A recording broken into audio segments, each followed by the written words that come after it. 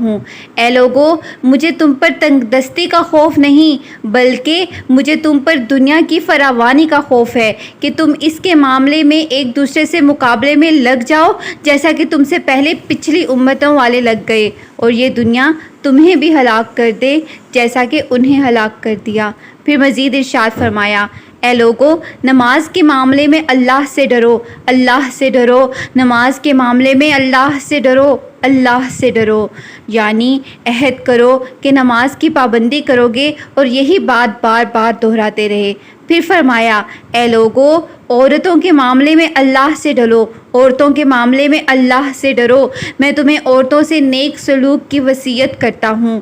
مزید فرمایا، اے لوگو، ایک بندے کو اللہ نے اختیار دیا کہ دنیا کو چن لے یا اسے چن لے جو اللہ کے پاس ہے، تو اس نے اسے پسند کیا جو اللہ کے پاس ہے۔ اس جملے